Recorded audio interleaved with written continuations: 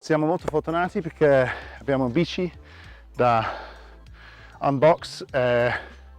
Allora, let's have a look at this bike. It's a Canyon. Ho solo letto il nome sulla scatola. Talk on. Security tabs. Con una scatola anche sotto, così quando si sposta in giro sulle cose non rovinare la scatola. Tenere la scatola per un uso futuro. Let's get started.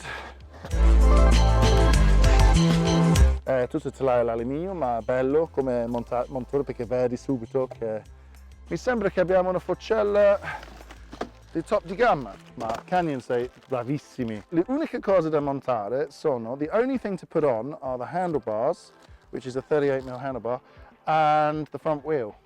Canyon are the best perché quando le bici viene montate in scatole enorme,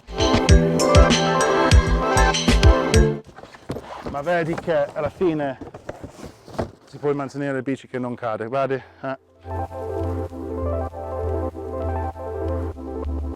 Right, so let's bring this up a bit. Useful, that's why I did this right next to a tree. La prima cosa da fare è gonfiare la sospensione. Okay, yeah, we need more pressure in this, which are really cool.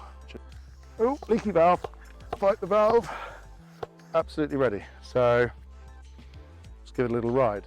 Devo fare il mio aggiustamento finale che ovviamente è diventato un po' noioso e così siamo pronti per le prime prove.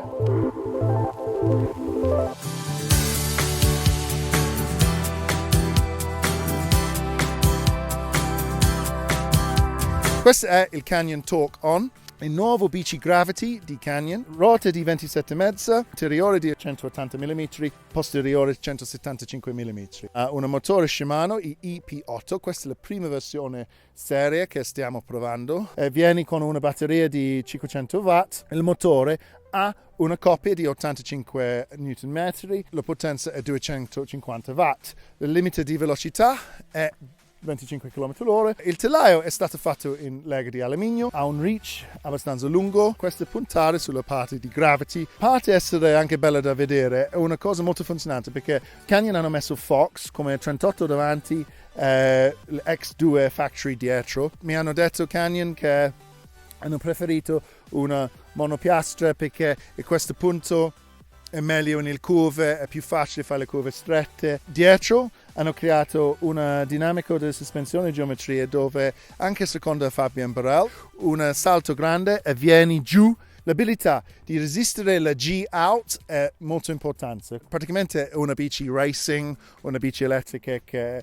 per quelli che vuole andare veloce. L'autonomia di questa bici con 500 watt di batteria, quello che è destinato per quelli che piace girare nel bike park. Sulle diverse gambe di queste bici c'è diversi prezzi. Questa viene con una batteria o anche con due batterie. È lo stesso pensiero come hanno fatto altri marchi, meglio dare due batterie che uno. È il prezzo di partenza della gamma bassa, 4.499 euro, che è veramente un ottimo prezzo per qualità, confronto, performance. Il sistema Shimano ha tre modi di assistenza: Eco, Trail e Boost. Può essere anche cambiato e aggiustato dentro l'applicazione che è da uno Shimano. Ho visto che per me Trail Mode era troppo potente, so ho abbassato un po' l'assistenza. Adesso vado in sentiero e faccio i miei altri commenti dopo il giro.